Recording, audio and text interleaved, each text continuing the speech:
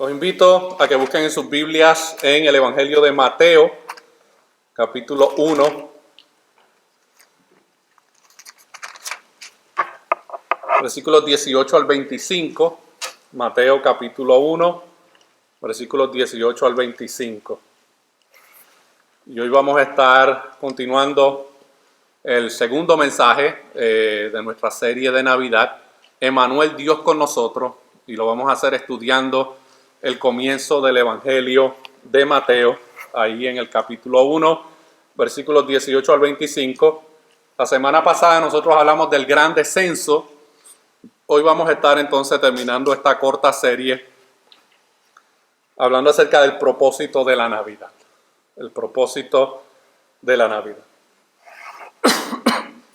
Así que yo los invito a que oremos un momento para presentar esta exposición y que sea el Señor hablando nuevamente a nuestras vidas, tenga piedad y misericordia de mí para poder poner su palabra y que el pueblo pueda ser edificado.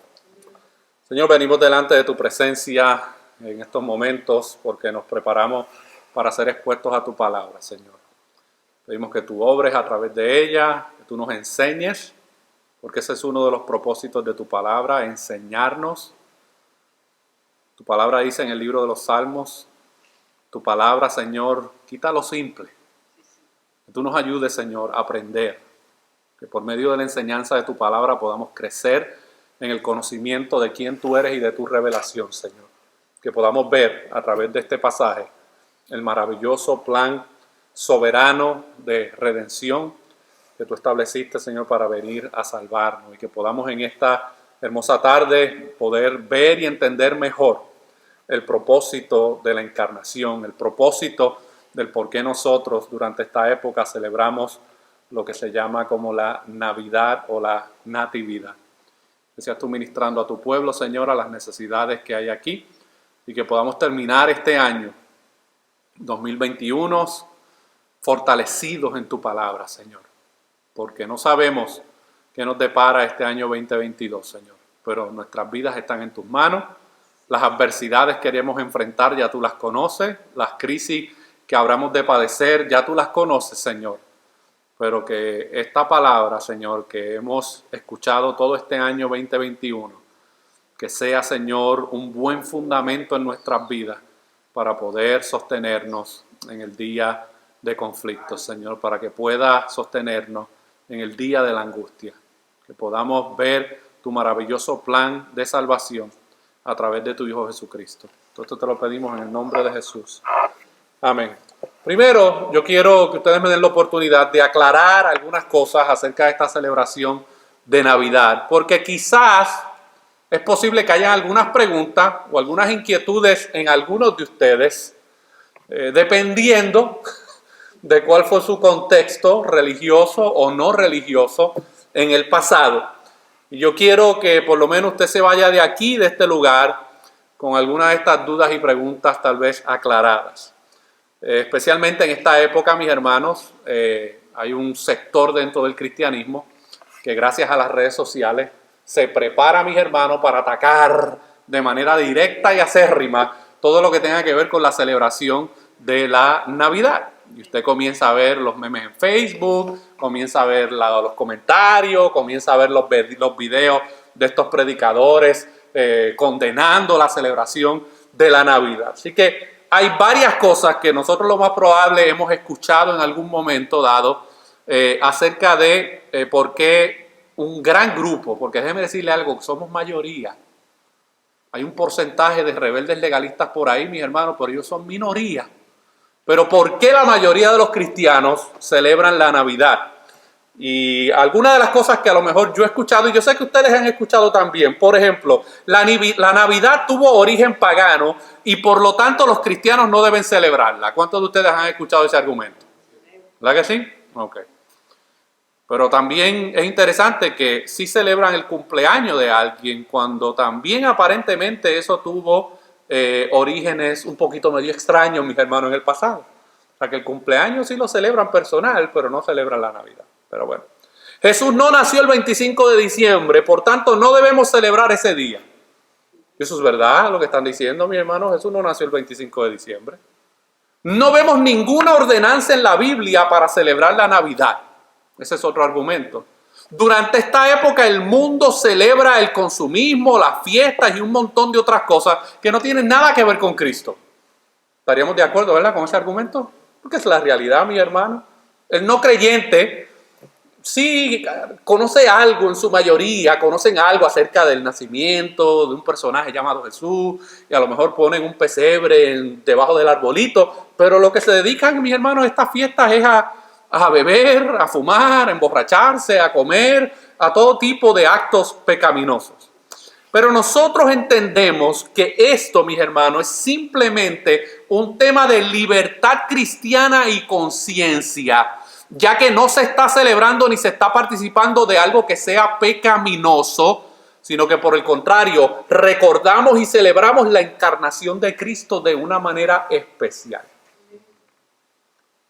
Es un tiempo en el que millones de creyentes alrededor del mundo por cientos de años han celebrado este evento tan significativo y crucial en el plan de Dios, la venida de su Hijo al mundo, mis hermanos. Y aquellos hermanitos especiales que condenan en esta época el que los creyentes puedan celebrar o conmemorar el nacimiento de Cristo, yo les voy a recomendar altamente que lean la historia de la iglesia, mis hermanos. Porque desde el cuarto siglo, tanto la iglesia oriental como la iglesia occidental, mis hermanos, celebraba de alguna manera el nacimiento de Cristo. O sea que esto no es una práctica moderna, mis hermanos. Esto nos precede a nosotros unos 1000 y pico de años hacia atrás.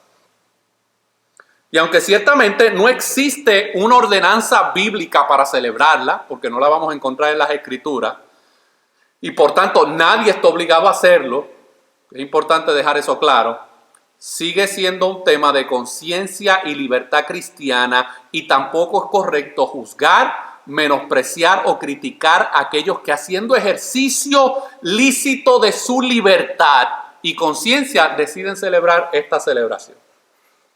Tal vez esto para ustedes no les aplica, porque creo yo que en su mayoría no tienen problema con que en esta época los cristianos celebren la Navidad. Pero como hay gente allá afuera, mis hermanos, que tienen ideas extrañas y quieren imponérselas a los cristianos como ordenanzas bíblicas o prohibiciones bíblicas, pues es importante hacer la aclaración. Entendemos, mis hermanos, que no hay nada de malo en celebrar la Navidad siempre y cuando nuestra celebración sea el motivo correcto de la Navidad y que ese sea el nacimiento de Cristo. Si tu celebración de la Navidad solamente consiste en comerte un buen arroz y lechón o pernil el día 25 y abrir regalos el día 25 y eso es lo único que tú entiendes acerca de la Navidad, entonces sí tienes un concepto equivocado acerca de lo que nosotros como creyentes celebramos como la Navidad. Y aún más entendemos que es buena oportunidad para los cristianos para ser buenos testigos del Evangelio a personas que nunca vienen o nunca vendrían tal vez a la iglesia, sino en ocasiones especiales. Porque usted sabe que hay una especie de personas que solamente vienen a un servicio cuando en Semana Santa, en Acción de Gracia o en Navidad, mis hermanos. Hay un sector de personas que eso es lo único que tal vez asisten a un servicio. Pero yo creo que esto es una muy buena oportunidad, mis hermanos, para nosotros poder recordar en nuestros hogares y en nuestras vidas el nacimiento de Cristo de una manera especial. De manera que aunque mucha gente que no tiene al Señor usa esta época para gastar, fiestar y otras cosas sin Cristo, nosotros la celebramos gozosamente recordando el verdadero motivo de la Navidad, que es la encarnación de Jesucristo, y eso nosotros lo estuvimos exponiendo la semana pasada en nuestra exposición. Así que yo quiero que vayamos ahora al texto, a Mateo capítulo 1, versículos 18 en adelante, aunque vamos a explicar un poco del contexto de lo que está pasando en los versículos 1 al 17. Así que quiero comenzar con mi primer punto de este sermón, la genealogía de Jesús. La genealogía de Jesús. ¿Cuántos de ustedes han leído estas genealogías que aparecen en algunos capítulos de la Biblia? Y usted se pregunta, pero ven acá, a mí no me interesa saber todos estos nombres. ¿Para qué está poniendo el nombre de un montón de gente ahí que yo en mi vida había escuchado sus nombres? Yo no sé nada acerca de ellos. Hay un propósito, mis hermanos. Las genealogías no están ahí porque el autor dijo, bueno, ¿y con qué comienzo este libro? No, él fue inspirado por el Espíritu Santo a poner estas genealogías porque hay unas verdades que necesitan ser comunicadas a través de esa genealogía. No son simples nombres lo que hay ahí. Ahí está el plan de Dios, mis hermanos, a través de la historia llevándose a cabo. Así que habiendo dicho esto, vamos entonces a Mateo capítulo 1. Y vamos a ver desde el versículo 1, mis hermanos, qué nos enseña este relato. El Evangelio de Mateo, cuya audiencia original era principalmente judía, comienza con el siguiente enunciado. ¿Y cuál es el enunciado que aparece en el versículo 1? Libro de la genealogía de Jesucristo, hijo de David, hijo de Abraham. Y luego continúa durante los primeros 17 versículos presentando el linaje de Cristo, generación tras generación, desde Abraham hasta Jesús. ¿Y por qué, mis hermanos, Mateo resalta en esta genealogía a Abraham, pero también resalta a David?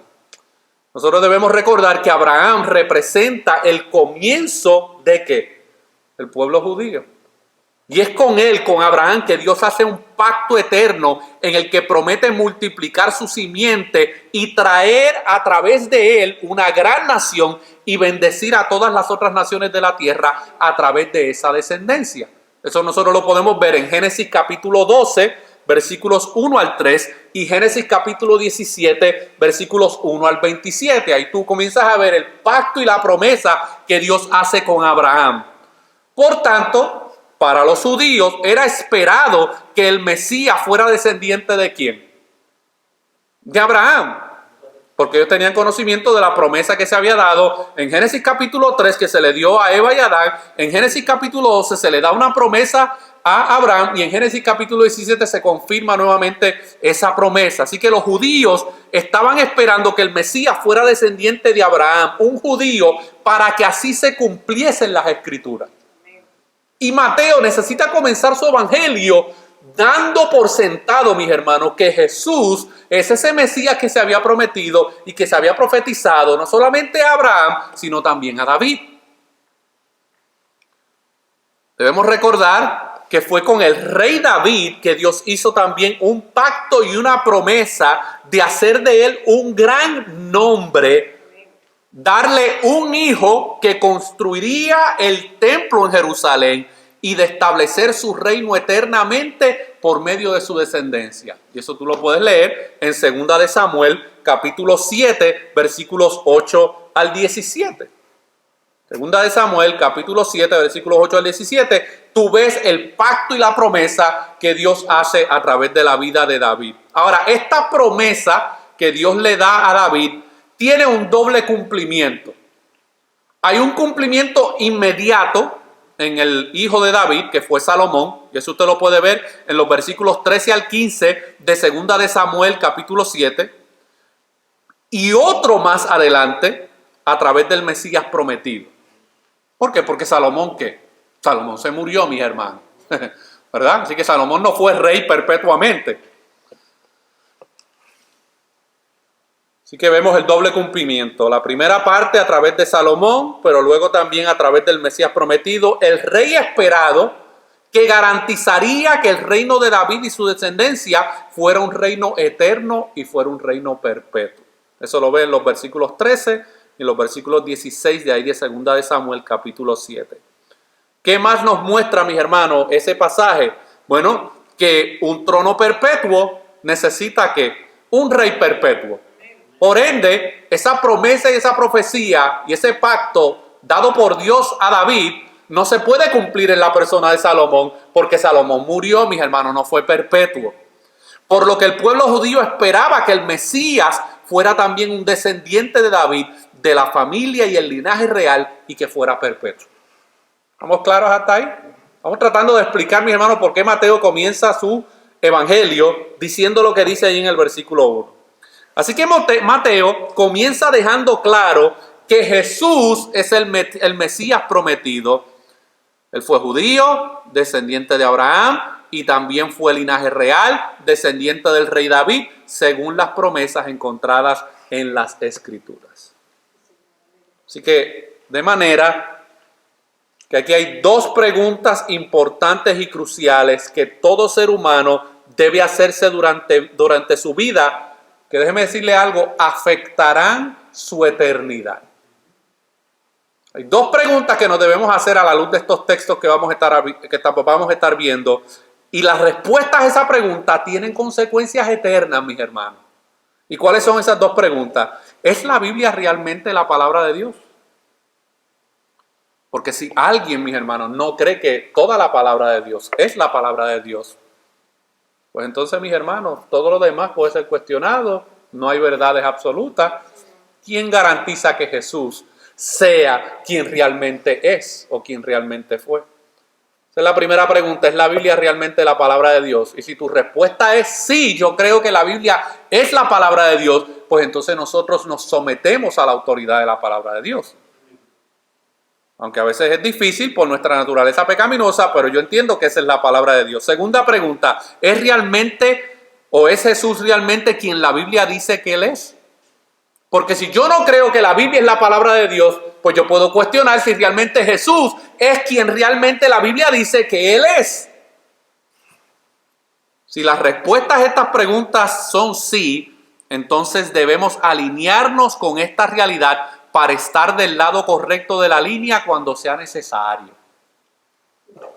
Porque un día, mis hermanos, todos los seres humanos van a dar cuenta delante de Dios. ¿Se acuerdan del rico y Lázaro? Estaba el rico, ¿verdad?, en el infierno. Y él le pide a Lázaro, por favor, déjale saber a mis familiares para que no vengan a este lugar de tormento. ¿Y qué le responde, mi hermano Abraham al rico? A Moisés y a los profetas tienen a ellos escuchar. Muchas personas, mis hermanos, que no van a tener excusa. Ellos creen que van a poder poner excusa en el día del juicio. Pero Dios ha revelado claramente quién es Él y cuál es su voluntad, mis hermanos. Y muchos han estado sentados en este lugar o en muchas otras congregaciones, escuchando el mensaje de la palabra de Dios, mi hermano, y ahí sentados resistiéndola. Y un día van a ser juzgados, mis hermanos, por no haber escuchado la palabra de Dios y por no haber considerado quién realmente Jesús es. Así que ya hemos visto, mis hermanos, la importancia de la genealogía de Jesús en este evangelio. Pero ahora hablemos un poco acerca del nacimiento de Jesús, que es lo que continúa en los versículos 18 al 25. Así que Mateo ahora continúa narrándonos la historia de ese Mesías prometido a Abraham y a David. Y ahora yo quiero que leamos los versículos 18 al 25. Dice así el texto bíblico. Y el nacimiento de Jesucristo fue así. Estando su madre desposada, es decir, comprometida con José, antes de que se consumara el matrimonio, se halló que había concebido por obra del Espíritu Santo. Y José, su marido, siendo un hombre justo y no queriendo difamarla, quiso abandonarla en secreto. Pero mientras pensaba en esto, he aquí que se le apareció en sueños un ángel del Señor diciendo: José, hijo de David, no temas recibir a María tu mujer, porque el niño que se ha engendrado en ella es del Espíritu Santo, y dará a luz un hijo, y le pondrás por nombre Jesús, porque él salvará a su pueblo de sus pecados. Todo esto sucedió para que se cumpliera lo que el Señor había hablado por medio del profeta, diciendo: he aquí, la Virgen concebirá y dará a luz un hijo, y le pondrán por nombre Emanuel, que traducido significa Dios con nosotros. Y cuando despertó José del sueño, hizo como el ángel del Señor le había mandado, y tomó consigo a su mujer, y la conservó virgen hasta que dio a luz un hijo, y le puso por nombre Jesús. Así que, ¿qué es lo primero que vemos? En el versículo 18, lo primero que es importante notar ahí en ese versículo es la seguridad que tú y yo debemos tener acerca de los eventos narrados en la Biblia, mis hermanos. Porque ¿cómo comienza el versículo 18? El nacimiento de Jesucristo fue así. O sea que esto no son especulaciones ni suposiciones. Esto no es casi pasaron las cosas así. No, el texto dice de manera clara y exactamente, el nacimiento de Jesucristo fue así. Y esto es sumamente importante porque la verdad es que todo el cristianismo depende de este hecho del nacimiento de Jesucristo. Si Cristo no viene al mundo y se encarna, mis hermanos, no hay cristianismo. Sí, Señor. Por ende, todo gira, mis hermanos, alrededor de la venida del Hijo de Dios a este mundo. Toda la historia de la redención, la veracidad y el significado del cristianismo descansan sobre la doctrina de la encarnación, que es el Hijo de Dios, que se hizo el Hijo del hombre. Sin eso no hay cristianismo. Sin eso tú y yo estamos aquí perdiendo el tiempo. Si realmente, mis hermanos, Jesús no se encarnó, y si realmente no se dieron las cosas tal y como fueron profetizadas, tú y yo estamos aquí perdiendo el tiempo, mis hermanos. Somos un grupo religioso más, posiblemente una secta. Pero nosotros, mis hermanos, nuestro cristianismo descansa sobre la doctrina de la encarnación de Jesús. Y mi hermano, este es el grande y hermoso misterio de la humanidad y de la deidad de Cristo juntas. Toda la historia de la redención y la consumación de las promesas de Dios en Jesús dependen de que Dios mismo se hizo carne por medio de su Hijo. Si esto no es cierto, nosotros estamos sin esperanza y la Biblia no es verdad. Por eso que es tan importante, mis hermanos, este evento de la encarnación y del nacimiento. Por esto es que Mateo, describiendo la genealogía de Jesús y luego contando los hechos del nacimiento de Jesús. ¿Para qué? Porque para entender bien quién es Jesús, debemos ver a través de su genealogía que Él es el hijo de David, el hijo de Abraham, hombre, y a través de los hechos de su nacimiento debemos ver que Él es el Hijo de Dios concebido por el Espíritu Santo. Por eso es que Mateo comienza su evangelio diciendo, libro de la genealogía de Jesucristo, hijo de David, hijo de Abraham. Presenta, mis hermanos, el linaje divino y luego también presenta el linaje humano. Por tanto, no cabe duda alguna aquí de que Jesús es Dios mismo hecho hombre. Pastor MacArthur comenta acerca de este versículo, de estos versículos de Mateo 1, y dice, ahora, si en Mateo 1, versículos 1 al 17, la genealogía humana fuera todo lo que se podía haber dicho, entonces Cristo pudo haber tenido todo el derecho legal para ser el rey, pero no había podido redimir a los hombres. Y solamente, mi hermano, nos quedamos con un aspecto del linaje de Jesús. Él estaba en todo su derecho de reclamar el trono, mis hermanos, como hijo de David, del linaje de David. Pero no había podido redimir a los hombres, mis hermanos. Por eso es que es tan importante la humanidad y la deidad de Cristo. Pastor MacArthur también señala que la palabra griega para genealogía en Mateo 1.1 es la misma palabra usada para nacimiento en Mateo 1.18. La misma palabra, mis hermanos, en Mateo 1.1 para genealogía es la misma palabra en Mateo 1.18 para nacimiento. Es como si Mateo quiere presentar la misma genealogía, pero con sus distintas vertientes, tanto la humana como la divina, pero son dos ángulos de la misma cosa. Así que tenemos toda confianza y seguridad de la humanidad y la deidad de Jesús por las palabras que Dios dejó registradas para nosotros aquí en Mateo. Pero eso va a depender de si tú crees que la Biblia es la palabra de Dios. Porque si tú no crees que la Biblia es la palabra de Dios, tú no estás convencido de eso, y te interesa muy poco lo que diga Mateo 1.1. Es otra historia más. Pero que vemos en los versículos 19 al 21. ¿Cómo fue entonces el nacimiento de Jesús? Dice los versículos 19 y 21. Estando su madre María desposada con José, antes de que se consumara el matrimonio, se halló que había concebido por obra del Espíritu Santo.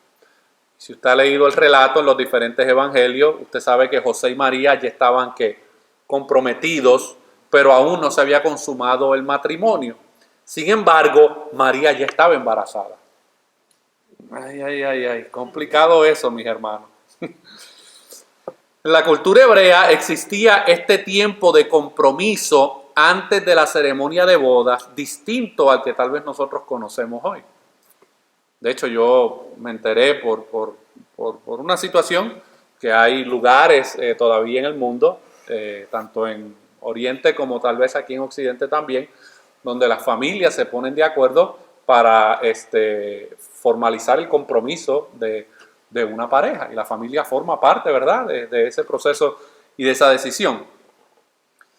Cuando dos personas estaban comprometidos de esta manera, significaba que sus familias habían entrado en una especie de contrato que tenía la misma fuerza legal que el matrimonio. Hoy en día, mis hermanos, aquí en Occidente eso no es así. El muchacho se enamora de una muchacha y los padres son los últimos que se enteran y no tienen nada que decir al respecto, mis hermanos, ¿verdad? Esa es la cultura occidental. Pero en tiempos bíblicos no era así. Las familias se ponían de acuerdo y llegaban a un compromiso público, mis hermanos. Me gustaría regresar a esos periodos, mis hermanos. Ahora que soy padre, ¿verdad? Y este periodo duraba aproximadamente un año, en el que los comprometidos permanecían viviendo con sus padres. Hoy en día, mis hermanos, se comprometen y ya ¡pum!, se van a vivir juntos.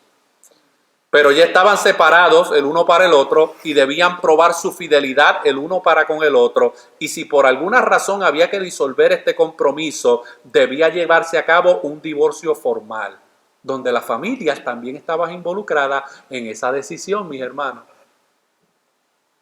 Este era el estado en el que José y María estaban. Imagínense que fue durante este periodo de compromiso que María queda embarazada. Ahora, inmediatamente Mateo nos deja saber que su embarazo, mis hermanos, se debe a una intervención divina de parte de Dios por medio del Espíritu Santo. Y esto es algo sumamente increíble que quizás nosotros ya hemos leído o lo hemos oído tantas veces que ya casi nos suena como si fuera algo común. ¿Verdad que sí? Leemos esto, escuchamos sermones. ¡Ay, qué bonita historia! Mi hermano, esto presenta todo tipo de problemas. Esto no es una historia común. Pero en realidad esto es algo impresionante. Y trate de ponerse, mis hermanos, especialmente las damas, en los zapatos de María. Una jovencita adolescente y comprometida en esta situación tan complicada. Una vergüenza para aquel tiempo, ¿verdad? Hoy en día tal vez no, según la cultura. Pero para aquel tiempo, mi hermano, era una vergüenza. Póngase también en los zapatos de José. Aún la ceremonia no ha pasado y mira ya cómo comenzó el asunto. La primera discusión, mis hermanos, y todavía no han entrado en la relación matrimonial completa.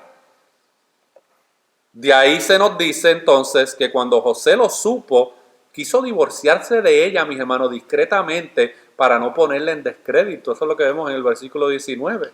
Y José, su marido, siendo un hombre justo y no queriendo difamarla, quiso abandonarla en secreto. Dice el texto, mis hermanos, que José era un hombre justo, era un hombre judío, joven y devoto, fiel al Señor.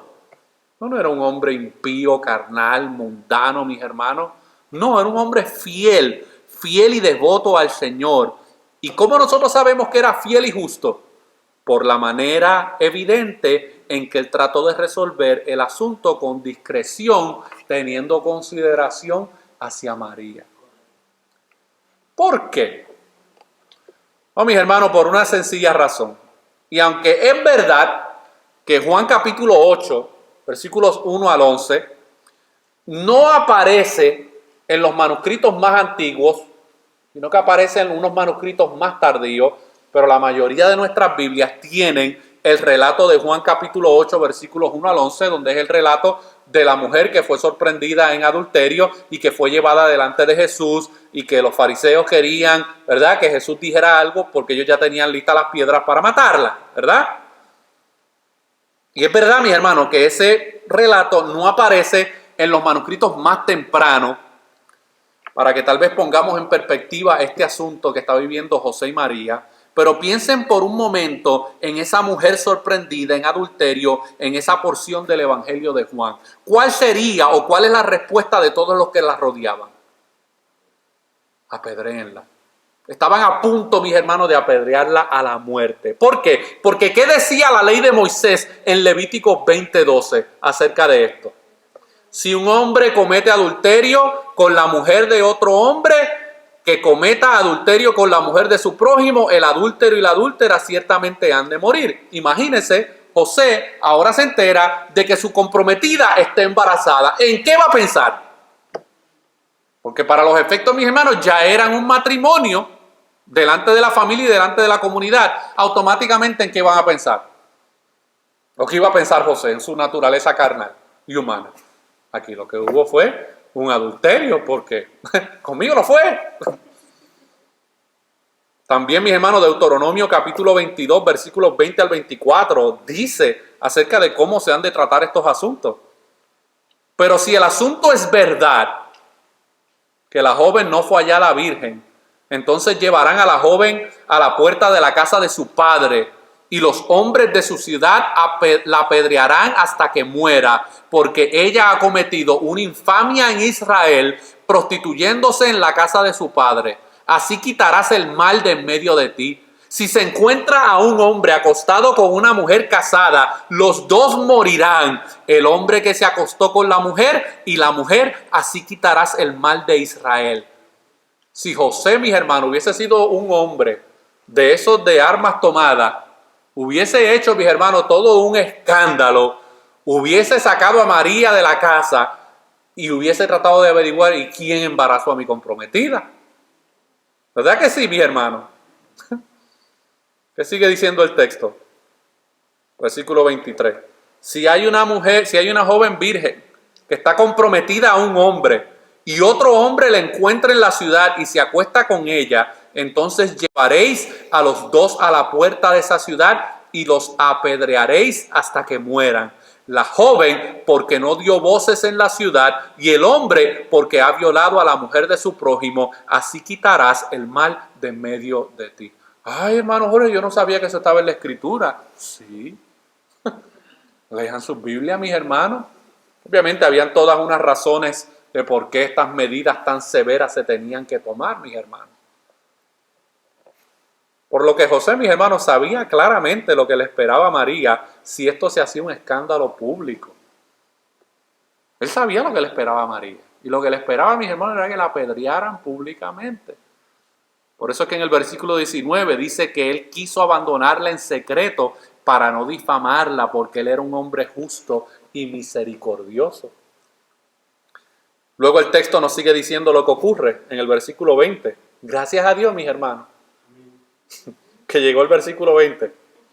Pero mientras pensaba José en esto, y créanme, mis hermanos, que no solamente estaba pensando en cómo no desacreditarla, sino que también en el otro lado del cerebro, mis hermanos. ¿Tú sabes el relato ese del angelito y el diablito, que salen los muñequitos? Por un lado, mis hermanos, estaba recibiendo tal vez el mensaje divino, pero por otro lado estaba el diablito, mis hermanos, diciéndole: tú eres hombre y esa mujer te ha sido infiel. Mira a ver qué vas a hacer, qué escándalo público vas a formar. Pero mientras pensaba en esto, he aquí que se le apareció en sueños un ángel del Señor diciendo: José, hijo de David, no temas recibir a María tu mujer, porque el niño que se ha engendrado en ella es del Espíritu Santo. No quiero añadir cosas al texto, mis hermanos, pero si a lo mejor José no tiene esta revelación divina, a lo mejor la historia, mis hermanos, posiblemente era otra. Porque un hombre encuernado, mis hermanos, es terrible cosa. Mateo, mis hermanos, nos dice las palabras exactas del ángel a José e interesantemente mira la expresión que el ángel usa para referirse acerca de José. ¿Qué dice el versículo? José, hijo de David. Le pudo haber dicho simplemente José, pero no, le dijo José, hijo de David. El niño ha sido engendrado por el Espíritu Santo. Así que sácate de la cabeza cualquier idea loca que tengas en estos momentos. Retírala de tu mente, porque esto es una obra divina. Gloria a Dios. Tenemos el testimonio de Mateo y el testimonio del ángel. Jesús es hijo de David e hijo de Dios, linaje real, heredero legítimo del trono del reino del pueblo de Dios. Y José es advertido entonces a no abandonar a María y a recibirla junto a su hijo. Aleluya. Pero después el ángel le continúa diciendo a José en el versículo 21, y darás a luz un hijo y le pondrás por nombre Jesús, porque él salvará a su pueblo de sus pecados. Y aquí surge una pregunta: ¿para qué vino Jesús? ¿Para qué se encarnó Dios? Esto lo vimos la semana pasada, mis hermanos.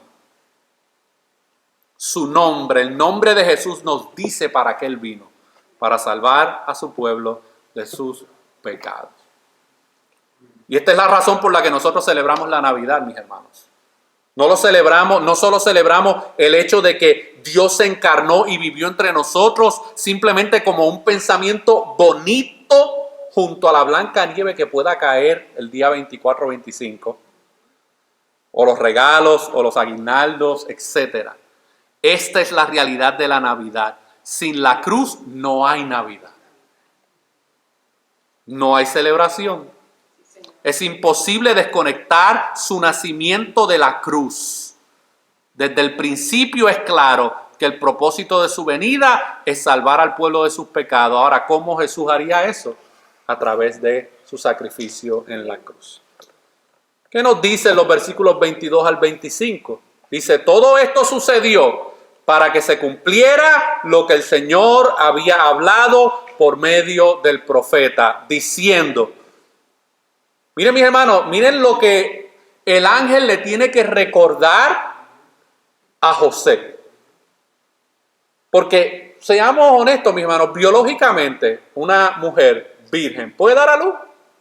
No. No puede dar a luz. Y antes de que José, mis hermanos, se desubique, el ángel le recuerda la promesa y la profecía del profeta. Todo esto sucedió para que se cumpliera lo que el Señor había hablado por medio del profeta diciendo: he aquí, la virgen concebirá y dará a luz un hijo y le pondrán por nombre Emmanuel, que traducido significa Dios con nosotros. Y cuando despertó José del sueño, hizo como el ángel del Señor le había mandado y tomó consigo a su mujer y la conservó virgen hasta que dio a luz un hijo y le puso por nombre Jesús. Y que el ángel le tiene que recordar a José: espérate, esta es la profecía y la promesa profetizada por el profeta Isaías cumpliéndose en esta mujer a la que tú estás comprometido. Ahora, ¿de dónde sale esta profecía? Sale de Isaías capítulo 7, versículo 14, que dice de la siguiente manera: por tanto, el Señor mismo os dará una señal. He aquí, una virgen concebirá y dará a luz un hijo y le pondrá por nombre Emmanuel. Así que, como ven, este evento no es extraño a las Escrituras. Dios había anunciado el nacimiento del Mesías por medio de una virgen y todo judío sabía eso. Eso no era como que iba a ser una sorpresa. No. Todo judío en Israel sabía que Dios iba a enviar al Mesías prometido a través del nacimiento de un hijo y que ese hijo nacería de una virgen, mis hermanos. Me imagino los rabinos y los fariseos rascándose la cabeza: ¿cómo va a hacer esto? Mateo dice en el versículo 23 que el significado de Emmanuel es Dios con nosotros. Así que de manera que aquí podemos ver las dos caras de la moneda del plan de Dios. En esa frase, Dios, Emmanuel, Dios con nosotros. ¿Cuáles son las dos caras de la moneda del plan de Dios? Salvar a su pueblo de sus pecados y regresarnos a la comunión eterna consigo mismo. Porque si no hay perdón por los pecados, no puede haber relación con Dios, mis hermanos. El mismo Isaías profetiza en el capítulo 53, 53 si no me equivoco, o 56, donde habla de que nuestros pecados han hecho división entre Dios y los hombres. Así que esa moneda, mis hermanos, del plan de Dios tiene dos caras.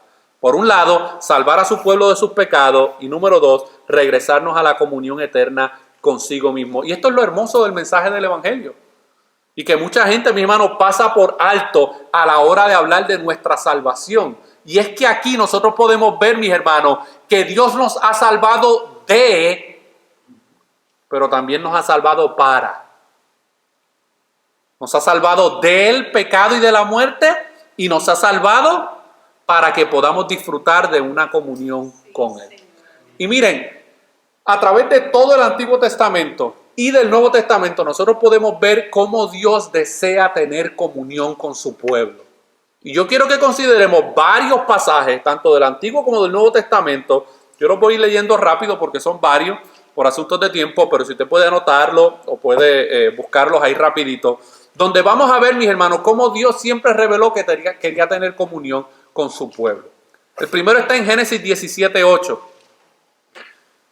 Cuando Dios le habla a Abraham y le dice, y te daré a ti y a tu descendencia después de ti la tierra de tus peregrinaciones, toda la tierra de Canaán como posesión perpetua, y yo seré su Dios. Ahí vemos, mis hermanos, Dios tomando la iniciativa de tener una relación con un grupo de personas. Éxodo 29:45, y habitaré entre los hijos de Israel y seré su Dios. Dios diciéndole al pueblo, yo voy a ser el Dios de ustedes. A diferencia, mis hermanos, de cómo hacen los seres humanos, ¿no? Yo voy a escoger a qué Dios voy a servir. No, Dios le dice, yo voy a ser el Dios de ustedes. Jeremías capítulo 24, versículo 7, capítulo 31, versículo 33 y capítulo 32, versículo 38. Son 3 versículos que les voy a compartir. Miren cómo Dios habla a través del profeta y dice, y les daré un corazón para que me conozcan, porque yo soy el Señor. ¿Por qué Dios le tiene que dar un corazón para que los conozcan, mi hermano? Porque en Romanos capítulo 3, Pablo explica de una manera clara cómo es el corazón del hombre, mi hermano. Perverso, corrupto, lleno de maldad, muerto, no busca a Dios, no es justo. Si Dios no le da un corazón, mi hermano, a su pueblo no le conoce. Y les daré un corazón para que me conozcan, porque yo soy el Señor. Y ellos serán mi pueblo y yo seré su Dios, pues volverán a mí de todo corazón. Y fíjese que Dios no le está preguntando a Abraham, ni le está preguntando a Israel. Dios le está diciendo, mis hermanos, yo voy a ser el Dios de ustedes. Jeremías 31:33, porque este es el pacto que haré con la casa de Israel, y después de aquellos días declara el Señor, pondré mi ley dentro de ellos y sobre sus corazones la escribiré, y yo seré su Dios y ellos serán mi pueblo. Y Jeremías 32:38, ellos serán mi pueblo y yo seré su Dios. Vemos nuevamente la intención de Dios de tener comunión con su pueblo. Ezequiel capítulo 11, versículo 20, 14:11 y 37:27. Vemos nuevamente, mis hermanos, algo bastante parecido a la profecía de Jeremías. Dice Ezequiel 11:20, para que anden en mis estatutos. ¿Para qué Dios le va a dar un corazón nuevo a su pueblo? Para que anden en mis estatutos, guarden mis ordenanzas y los cumplan. Y eso es una aclaración muy importante, mis hermanos, y ahora trayéndolo al contexto de nosotros como creyentes. Si Dios te ha regenerado y Dios te ha producido un nuevo nacimiento en tu vida, es para que tú y yo andemos en sus estatutos, guardemos sus ordenanzas y las cumplamos. Eso no son sugerencias. Eso no es como que, yo no estoy muy de acuerdo con lo que dice el pastor, yo voy a hacer lo que me da la gana. Bueno, eso ya es problema tuyo, mi hermano, pues yo no te salvé. Quien te salvó fue Dios. Y si fuiste regenerado, es para que te sometas a sus estatutos, guardes sus ordenanzas y los cumplas. Para eso es que Dios le iba a dar un corazón nuevo a su pueblo. Y sigue diciendo el versículo, entonces serán mi pueblo y yo seré su Dios. ¿Se acuerdan en Lucas cuando Jesús le dijo a un grupo de personajes, oye, ¿por qué ustedes me llaman Señor, Señor y no hacen lo que yo les digo? Porque hay gente, mis hermanos, que piensan que una mera confesión es suficiente. No, la obediencia es un fruto de esa verdadera profesión de fe. Sigue diciendo Ezequiel en el capítulo 14, versículo 11, a fin de que la casa de Israel no se desvíe más ni se contamine más con todas sus transgresiones. Y ellos serán mi pueblo y yo seré su Dios, declara el Señor Dios. Capítulo 37, versículo 27, mi morada estará también junto a ellos y yo seré su Dios y ellos serán mi pueblo. Dios queriendo tener comunión con su pueblo, Dios poniéndole un corazón, mis hermanos, a su pueblo para que su pueblo pueda tener una relación con Él. Zacarías capítulo 8, versículo 8. Y los traeré y habitarán en medio de Jerusalén, y ellos serán mi pueblo, y yo seré su Dios en verdad y en justicia. ¿Usted ve aquí alguna acción por parte del pueblo hacia Dios? No, es Dios, mis hermanos, haciendo su obra en su pueblo. Gloria a Dios. Llegamos ahora al Nuevo Testamento. Miren lo que dice Pablo en 2 de Corintios 6:16. 2 de Corintios 6:16. ¿O qué acuerdo tiene el templo de Dios con los ídolos? Porque nosotros somos ¿qué? El templo del Dios vivo. Como dijo Dios cuando, mis hermanos. En Zacarías 8:8. Habitaré en ellos y andaré entre ellos y seré su Dios y ellos serán mi pueblo, mis hermanos. Y aunque yo no quiero, mis hermanos, regresar a Marcos capítulo 13 y la bendita destrucción del templo, pero las escrituras revelan claramente, mis hermanos, que los creyentes y la iglesia somos el templo de Dios. Y que de la misma manera que en el Antiguo Testamento la presencia de Dios moraba sobre el tabernáculo, ahora en nosotros, en Cristo, y nosotros ser el templo de Dios, el Espíritu Santo y la presencia de Dios mora en nuestras vidas.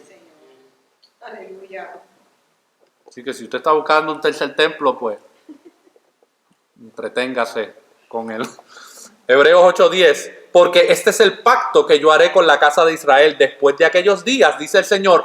Pondré mis leyes en la mente de ellos y las escribiré sobre sus corazones y yo seré su Dios y ellos serán mi pueblo.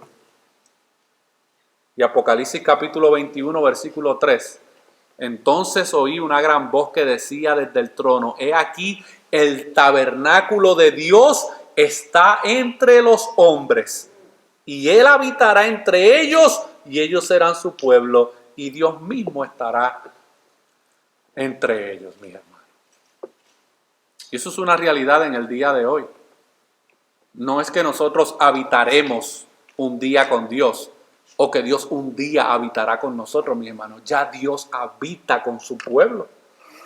Y lo hace, mis hermanos, a través de la obra del Espíritu Santo y de la presencia, del sello del Espíritu Santo en nuestras vidas. Gloria a Dios. Antes, ¿cuál era nuestra realidad? Éramos enemigos de Dios. Y cuando nosotros evangelizamos, mis hermanos, nosotros tenemos que dejarle saber al no creyente que esa es su realidad. Porque la mayoría de los no creyentes, mis hermanos, ellos piensan que son amigos de Dios. Ellos piensan que están en una relación con Dios y que tienen una comunión con Dios porque tienen una cruz colgando en la casa. Y no, mis hermanos, son enemigos de Dios, como tal vez también nosotros éramos enemigos de Dios, separados de Dios. Efesios capítulo 2 nos describe a todos como muertos en delitos y pecados, y no es hasta que Él nos da vida que nosotros entonces venimos ahora a ser parte de su pueblo. Romanos capítulo 3 nos dice que todos hemos pecado y que no alcanzamos la gloria de Dios. Así que el propósito principal para el cual Dios nos creó, mis hermanos, por el pecado fue dañado, fue corrompido por nuestros padres Adán y Eva. Romanos capítulo 5 nos dice que por Adán el pecado y la muerte entraron al mundo, pero asimismo por Cristo, siendo el perfecto representante de los hombres, la justificación también vino a nosotros. Porque hay gente que dice, no, y si yo no quiero aceptar que Adán y Eva son mis padres y son mis antepasados, ¿y qué culpa tengo yo de que ellos hayan decidido desobedecer a Dios? Ah, qué bonito, ahora yo tengo que heredar la naturaleza pecaminosa por culpa de ellos o por razón de ellos. Ah, pero espérate, porque si tú no quieres aceptar esa realidad, tampoco puedes aceptar la realidad de que a través de Cristo tú heredas ahora una naturaleza justa. O aceptas lo uno para beneficiarte de lo otro, o rechazas eso y no podrás beneficiarte de lo otro. Porque en Cristo heredamos el pecado, en Adán heredamos el pecado, en Cristo heredamos la justicia, mis hermanos. Y por tanto, por medio de la fe en Cristo, somos salvos del pecado y reconciliados con Dios. Emmanuel, Dios con nosotros, hermanos y amigos. Dios con nosotros es solo buena noticia si nuestro pecado ha sido quitado y si hemos sido reconciliados con Dios. A lo contrario, si los pecados no han sido perdonados, mis hermanos, Emmanuel, Dios con nosotros, no es una realidad en la vida de una persona. Para aquellos que están en sus pecados, Dios con nosotros no es una buena noticia. Al contrario, mis hermanos, es un terror para el que sus pecados no han sido perdonados. Miren, Isaías capítulo 6, versículo 5, relata la experiencia que tuvo el profeta cuando fue expuesto a la santidad de Dios. Sí, Señor, aleluya. Por eso es que a mí me preocupa esas profesiones de fe y esas supuestas conversiones donde no hay un choque con la realidad del pecado en la vida de una persona. Pero miren la experiencia que tuvo Isaías, mis hermanos, y cada uno de nosotros en un momento dado, si realmente Dios ha obrado un nuevo nacimiento en nuestra vida, en un momento dado tuvimos una experiencia similar donde nos vimos en la oscuridad y en lo terrible de nuestro pecado. Y miren cómo dice el profeta: ¡ay de mí! Porque perdido estoy. Hasta que una persona, mis hermanos, no haga internamente o externamente esa misma exclamación: ¡ay de mí! Porque estoy perdido, no puede haber perdón de pecado. Sí, Señor. No puede haberlo, mis hermanos. Tiene que haber reconocimiento. Dice el profeta: ¡ay de mí! Porque estoy perdido. Porque perdido estoy, porque soy hombre de labios inmundos y en medio de un pueblo de labios inmundos habito, porque han visto mis ojos al Rey, el Señor de los ejércitos. Gloria a Dios. Donde no hay reconocimiento de la pecaminosidad del hombre, mis hermanos, no puede haber verdadero arrepentimiento, no puede haber verdadera fe salvadora. Le compartes el evangelio a muchas personas, dicen: bueno, no, yo estoy bien con Dios, no tengo problema con Dios, Él y yo somos cuates, nos llevamos muy bien, tenemos una relación perfecta. No, aguántate ahí. ¿Tú sientes peso por tu pecado en algún momento dado? ¿Tú estás consciente de que tú has pecado contra el Dios santo, perfecto y justo? No. Entonces no andes hablando de que tienes una relación y que una comunión con Dios cuando tú no has reconocido tu propia pecaminosidad, porque ahí es donde comienza todo, mis hermanos. Pero Isaías no quedó allí. Él confiaba en Dios, mi hermano, y reconoció su condición delante de Dios. Pero ya para concluir, yo te hago una pregunta a ti en esta tarde, o nos hacemos una pregunta en esta tarde. ¿Es Dios con nosotros una buena o mala noticia para ti? De eso depende que tu celebración de la Navidad tenga real significado y valor eterno. Si Cristo no es tu Salvador, si Cristo no ha perdonado tus pecados, Emmanuel, Dios con nosotros, debe ser una pesadilla para ti, no una buena noticia. Pero si por la gracia de Dios tú te has arrepentido de tus pecados y has creído en Cristo como tu Salvador, Emmanuel, Dios con nosotros, es la mejor noticia que tú hayas podido recibir. Dos preguntas adicionales a la luz de esto. ¿Es Dios con nosotros una buena noticia o una mala noticia para ti? ¿Has creído que Jesús es quien la palabra de Dios dice que Él es? Y está tu corazón y tu vida alineados a esa realidad. Porque hay gente que dice, mis hermanos, que Jesús es su Señor, pero no están alineados, mis hermanos, al mensaje de la palabra del Señor y del Evangelio en sus vidas. Así que esa profesión de fe significa absolutamente nada. Sí, Señor. ¿Has creído que Jesús es quien la palabra de Dios dice que Él es? Porque si has creído en eso, Jesús no solamente es el Salvador, sino que también Él es Señor. Y Él tiene el derecho, porque Él es la palabra, Él es el Logos, Él es la palabra, de decirte cómo tú has de vivir tu vida a la luz del Evangelio en tu vida. Tú no puedes llegar a tus propias conclusiones, no podemos llegar a nuestras propias conclusiones, mi hermano, de cómo vamos a vivir la vida en Cristo. Él nos los ha dejado revelados. Pero a veces, mis hermanos, decimos una cosa con nuestra boca acerca de Jesús, pero luego vivimos vidas que no están alineadas a la profesión de fe que nosotros hemos hecho. Gloria a Dios. Y concluyo, mis hermanos, con las palabras del apóstol Juan, en Juan capítulo 1, versículos 1 al 5 y 9 al 14. Y si tú no estás en Cristo, Oye lo que la palabra de Dios dice en estos textos y pídele a Dios ahí donde estás, que Él te dé esa conciencia de tu pecaminosidad, que te revele tu pecado para que tú puedas arrepentirte y creer en este Salvador. Dice Juan capítulo 1, versículo 1 al 5 y 9 al 14. En el principio existía el Verbo. Ese es Cristo. Y el Verbo estaba con Dios y el Verbo era Dios. Él estaba en el principio con Dios. Todas las cosas fueron hechas por medio de Él y sin Él nada de lo que ha sido hecho fue hecho. En Él estaba la vida y la vida era la luz de los hombres. Y la luz brilla en las tinieblas y las tinieblas no lo comprendieron. Existía la luz verdadera que al venir al mundo alumbra a todo hombre. En el mundo estaba y el mundo fue hecho por medio de Él y el mundo no le conoció. A lo suyo vino y los suyos no le recibieron. Pero a todos los que le recibieron les dio el derecho de llegar a ser hijos de Dios. Es decir, a los que creen en su nombre, que no nacieron de sangre, ni de la voluntad de la carne, ni de la voluntad del hombre, sino de Dios. Porque eso es lo que es el nuevo nacimiento, mis hermanos. El nuevo nacimiento no lo puede producir nadie. Tú no pones la carreta frente al caballo, tú pones el caballo frente a la carreta, mis hermanos. Dios regenera para que el hombre pueda creer y arrepentirse. Y aún el creer y arrepentirse son dones dados por Dios. Así que, ¿qué tú pones en tu salvación? Nada, tu pecado y mi pecado es lo único que traemos a la salvación. Y ahora viene, mis hermanos, uno de los versículos más maravillosos de la Escritura. Y el Verbo se hizo carne y habitó entre nosotros y vimos su gloria, gloria como del unigénito del Padre, lleno de gracia y de verdad. Ese es, mi hermano, nuestro Salvador. Ese es el motivo por el cual nosotros celebramos la Navidad. Oremos. Señor, te damos gracias nuevamente por tu palabra. Damos gracias porque a través de ella podemos seguir conociendo más cómo tú has llevado a cabo tu plan de redención desde el principio. Cómo tú a través de aún la pecaminosidad de aquellos que forman parte de la genealogía, tú llevaste a cabo tu plan de redención, Señor. Y viniste y te encarnaste para vivir nuestra vida y morir nuestra muerte. Y te damos gracias, Señor, por esa obra de sacrificio a favor nuestro.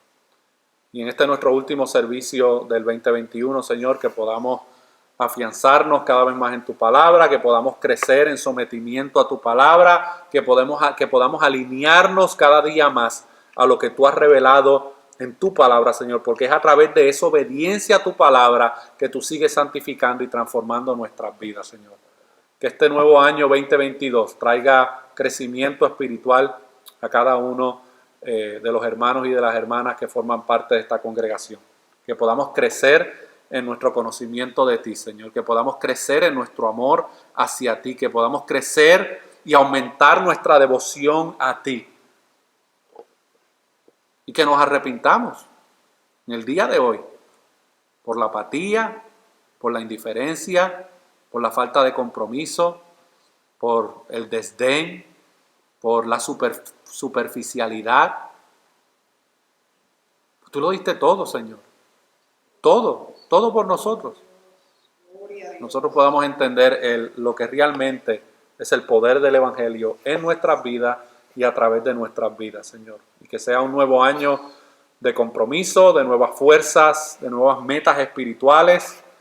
Sabemos que tú vas a cuidar de nuestras vidas, Señor, pero que nos comprometamos a servirte más. No importa cuánto servicio podamos darte, jamás y nunca alcanzará el servicio que tú hiciste al venir a encarnarte aquí a la tierra, Señor, para venir a morir por nosotros. Todo el servicio de nosotros juntos no iguala nunca la manera en que tú viniste a servirnos, Señor. Pero que podamos en este año tener ese compromiso de servirte cada día más, Señor. Y nosotros mostramos nuestro amor hacia ti en la manera en que nosotros nos comprometemos a servirnos unos a otros en esta comunidad de fe donde tú nos has permitido estar, Señor. Que podamos crecer en nuestro amor unos para con los otros, que podamos crecer en nuestra paciencia uno para con los otros, que podamos crecer en nuestra gracia uno con los otros. Y que podamos, Señor, ser de influencia a cada una de las personas que lleguen a esta comunidad de fe, a nuestra comunidad alrededor de nosotros y en todo lugar o oportunidad donde tú nos permitas exponer tu palabra y ser un testimonio del Evangelio a través de esta comunidad de fe, Señor. Damos gracias por todas estas cosas. En el nombre de Jesús. Amén.